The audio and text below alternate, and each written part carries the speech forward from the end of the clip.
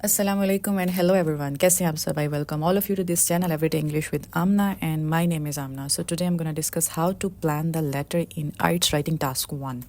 अच्छा, ज़्यादातर student task 2 ऐसे राइटिंग पे फोकस कर लेते हैं और लेटर राइटिंग को इजी समझ के छोड़ देते हैं कि एक दो बार देख लेंगे और समझ में आ जाएगा कि क्या करना है। यही वजह रहती है फिर स्कोर लो रहता है राइटिंग में, क्योंकि अगर हाई स्कोर चाहिए तो ईच टास्क इंपॉर्टेंट है। चलिए अब हम स्टार्ट करते हैं। आज हम सीखेंगे कि लेटर को प्लान कैसे करना है, क्योंकि प्लान करना अगर सीख लिया, एक स्ट्रक्चर को जहन में रख लिया जो मैं आज डिस्कस करने वाली हूँ, फिर एक दो चीज़ें बस चेंज होगी, 70 to 80% आपका लेटर हो जाएगा फिर। अच्छा, टिप नंबर 1 है मेक अ प्लान।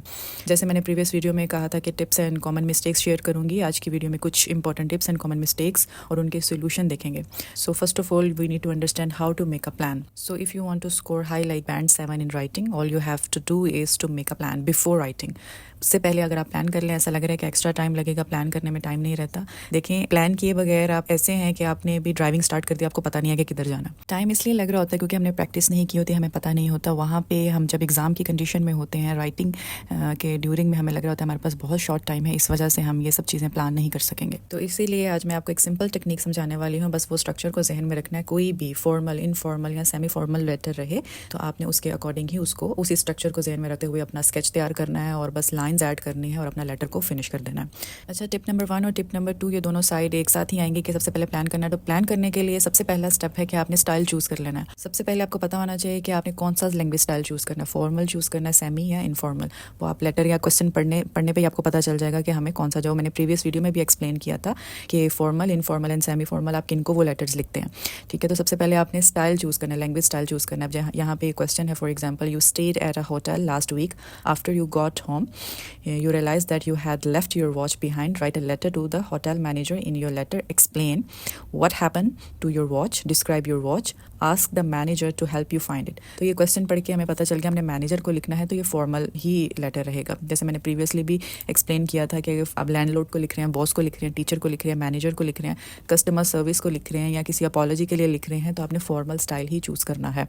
और इनफॉर्मल अपने फ्रेंड्स को, रिलेटिव्स को इस तरह से, और सेमी फॉर्मल जिनको आप थोड़ा जानते हैं जैसे कि आपके कलीग्स, लेकिन ऑफिशियल कॉन्टेक्स्ट के अंदर आपने ज़हन में रखना है। सिंपल वे में कहूँ कि अगर आप किसी से कभी मिले नहीं हैं फॉर एग्जांपल, और आप उनका फर्स्ट और लास्ट नेम नहीं जानते, तो आपने फॉर्मल स्टाइल चूज़ करना है। जैसे डियर सर से स्टार्ट करते हैं और उसके बाद मैडम से स्टार्ट करते हैं, तो उस तरह से हमें समझ में आ जाता है। और ये एग्जामिनर भी आपको समटाइम वो फर्स्ट आपको इंस्ट्रक्शंस दे देता है कि ये start your letter with dear sir and madam से, उसी में ही समझ में आ जाता है कि हमें कैसे स्टार्ट करना है।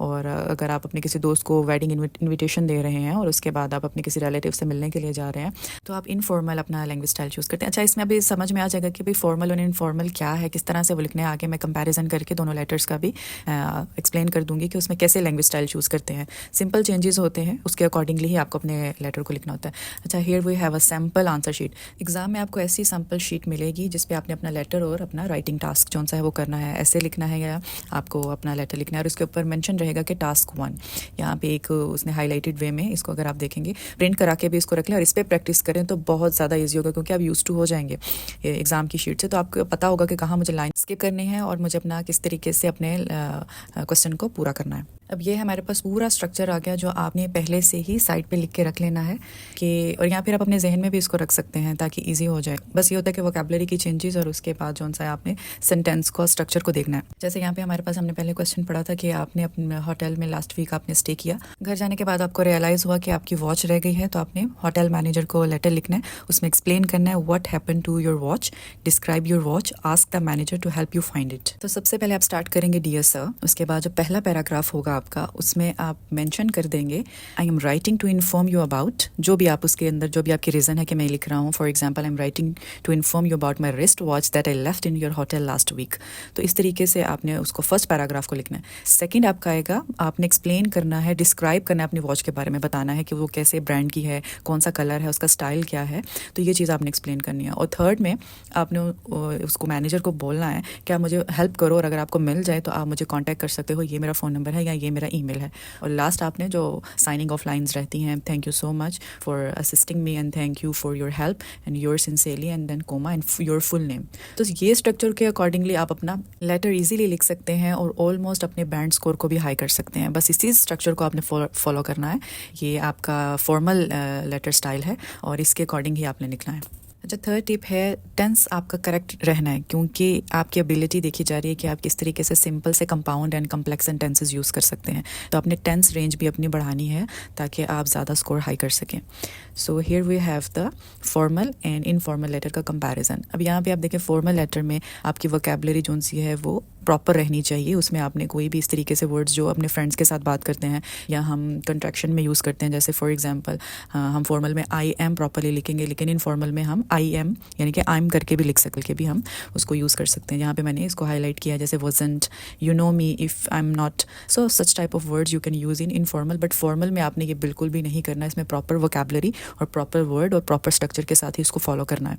और इनफॉर्मल अपने फ्रेंड को लिख रहे हैं तो आप इस तरह से भी स्टार्ट कर सकते हैं, I am just writing to let you know such type of sentences you can use. तो इस कंपैरिजन से भी आपको समझ आ गया होगा कि फॉर्मल इस स्टाइल से लिख सकते हैं और इनफॉर्मल हम इस स्टाइल से लिख सकते हैं। थोड़े से ही चेंजेस रहते हैं, लेकिन इनफॉर्मल में ये चीज़ भी आपने केयरफुल रहना है कि ज़्यादा भी इनफॉर्मल नहीं हो जाना, ज़्यादा भी उसमें आपने कंट्रक्शंस यूज़ नहीं करने। जस्ट ये शो करना है कि आप अपने फ्रेंड से ही बात कर रहे हैं या अपने किसी क्लोज रिलेटिव को ही लेटर लिख रहे हैं, तो वो आपके लेटर में दिखना चाहिए। और अगर आप किसी अपने प्रॉपर किसी कंप्लेन लिख रहे हैं या अपॉलॉजी लेटर लिख रहे हैं तो वो भी एक प्रॉपर दिखना चाहिए। टिप नंबर 4 ये मैं ऑलरेडी डिस्कस कर चुकी हूँ कि आपने वर्ड लिमिट को एक्सीड नहीं करना, 150 ही लिखना है। एग्जामिनर जो सा है वो वर्ड आपके काउंट करता है और पेपर में जब एग्ज़ाम रहता है तो बिल्कुल भी ध्यान नहीं रहता। इसीलिए मैंने वो शीट भी साथ में आपको कहा है प्रिंट करके रखें ताकि आप उस पर प्रैक्टिस कर सकें और आपको पता हो कि इतने लेंथ में मेरे 150 वर्ड्स पूरे आ जाते हैं। तो प्रिंट करा के उस पर प्रैक्टिस करें, ये बहुत ज़रूरी है।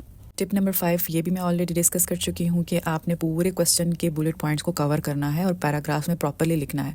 और ध्यान रखना है कि जो अगर उसमें बुलेट पॉइंट है डिस्क्राइब करने का तो वो आपका अलग से पैराग्राफ है, उसके बाद सेकंड है, उसके बाद थर्ड, इसी तरीके से आपने प्रॉपर अपने पूरे क्वेश्चंस को कवर करना है अगर फुल मार्क्स लेने हैं आपने। ग्रामर अपनी बूस्ट करनी पड़ेगी, टेंस स्ट्रक्चर बूस्ट करना पड़ेगा। तो वो भी इंशाल्लाह मैं फर्दर वीडियोस अपलोड करूँगी कि आपने सिंपल से कंपाउंड और कंपाउंड से आप कम्प्लेक्स सेंटेंसेस कैसे लिख सकते हैं। तो वो भी फर्दर इंशाल्लाह मैं नेक्स्ट वीडियोस वो भी अपलोड करूँगी ताकि आप सीख सकें। उसे थोड़ी सी प्रैक्टिस से ही आपको समझ में आ जाएगा कि सेंटेंस को किस तरह से मोल्ड करके हम कम्प्लेक्स बना सकते हैं। कम्प्लेक्स सेंटेंसेस का मतलब ये नहीं होता कि वो बहुत कम्प्लेक्स होंगे, समझ में नहीं आएंगे। सिर्फ कुछ टेक्निक्स रहती हैं, कुछ टिप्स रहती हैं जिससे आप अपने सेंटेंस स्ट्रक्चर्स को बहुत अच्छे तरीके से भी वो कर सकते हैं कि मेरे पास range of appropriate tenses and complex sentences हैं। क्योंकि राइटिंग टास्क है आपका दिखाने का कि आपके पास रिच वोकैबुलरी है, आपको टेंसेस पे कमांड है, आप कम्प्लेक्स सेंटेंसेस और रेंज ऑफ अप्रोप्रिएट टेंसेस जो से हैं वो इजी आपके लिए है यूज़ करना। उसके बाद तो इसी से ही आपका स्कोर हाई होता है।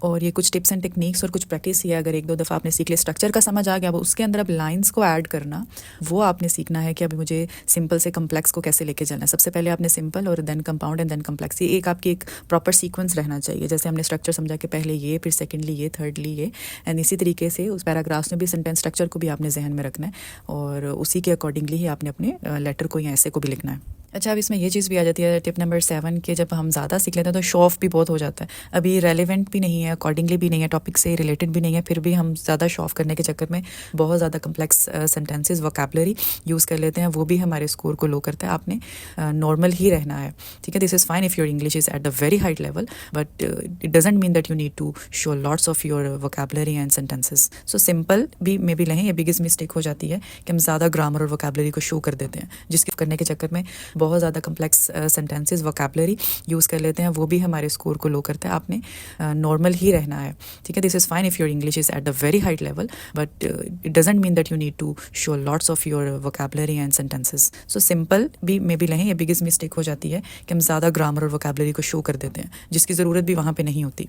अच्छा, टिप नंबर 8 है कि इनफॉर्मल लेटर में मैंने पहले भी बताया कि ज़्यादा भी इनफॉर्मल नहीं हो जाना। जैसे इस तरह से हमने ये स्टाइल्स भी नहीं लिखने, LOL और OMG, इस तरह से भी वर्ड्स हमने यूज़ नहीं करने। सो आपने प्रॉपर ही, और शॉर्ट वर्ड्स भी नहीं जो हम टेक्स्ट राइटिंग में लिखते हैं वैसे राइटिंग बिल्कुल भी नहीं लिखनी। जस्ट आप कंट्रक्शंस यूज़ कर सकते हैं, जैसे आई एम की जगह आई एम यूज़ कर सकते हैं, तो वो जस्ट आप यूज़ कर सकते हैं। और एज आ नॉर्मल जो इनफॉर्मल लैंग्वेज है वो आप यूज़ कर सकते हैं जो फ्रेंड्स के साथ, लेकिन टेक्स्ट मैसेज वाली राइटिंग बिल्कुल भी नहीं लिखनी। अच्छा, ये भी बहुत ज़्यादा प्रॉब्लम आती है क्योंकि क्वेश्चन तो वो रहेंगे जो हमारी रियल लाइफ से तो नहीं एसोसिएट करते होंगे, तो अब उसमें मैं कहाँ से आइडिया लेके आऊँ। आपको ज़्यादा अमेजिंग बनने की उसमें नहीं ज़रूरत, और इसमें ये चीज़ भी ज़रूरत नहीं है कि मुझे बहुत ही वंडरफुल कोई ड्रामेटिक स्टोरी ऐड करनी है। तो आपने एक सिंपल ही उसको, जो आपका सिंपल आइडियाज़ रहे, जस्ट रेलिवेंट चाहिए होते हैं। उसमें कोई अमेजिंग स्टोरी या ड्रामेटिक स्टोरी नहीं चाहिए होती कि उसमें आपको ऐड करनी पड़ेगी। आपको बस ऐसे आइडियाज़ लेके आने हैं जो टॉपिक से रिलेटेड हों। जैसे आपकी रिस्ट वॉच अगर गुम गई है तो उससे रिलेटेड ही आपको लिखना है, उसमें कोई स्टोरी बनाने की या उसमें कुछ ऐसी चीज़ें ऐड करने की ज़रूरत नहीं। नहीं है।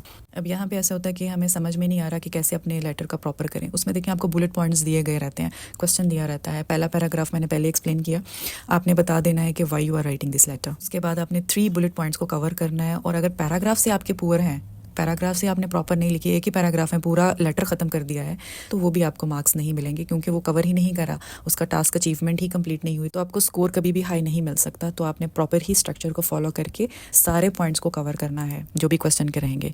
और ये भी ज़्यादा ज़रूरी है कि अगर फॉर्मल है तो आपने इनफॉर्मल लैंग्वेज बिल्कुल भी यूज़ नहीं करनी, और इनफॉर्मल है तो बिल्कुल भी फॉर्मल नहीं रहना। आप अपने फ्रेंड को लिख रहे हैं, किसी बॉस को नहीं लिख रहे, तो ये चीज़ भी ज़रूरी रहेगी कि आपने देखना। अच्छा, फर्दर हम डिस्कस करेंगे ऐसे राइटिंग के ऊपर डिस्कस करेंगे। मैं वीडियो ऐसे राइटिंग पे बनाऊंगी, उस पर टिप्स एंड टेक्निक्स और उसके स्ट्रक्चर को कैसे फॉलो करना है उस पर बनाऊंगी। उससे पहले मैं एक vocabulary, formal and informal vocabulary की भी लिस्ट एक वीडियो बना के सेंड करूंगी, तो आप ज़रूर देखिएगा। और don't forget to subscribe my channel, like भी करें, सब्सक्राइब भी करें और शेयर भी करें। और अगर कोई क्वेश्चन है तो आप पूछ सकते हैं। And thank you so much, and this is the end of the video. I hope you liked it, and don't forget to subscribe and share, like, and thank you so much and take care.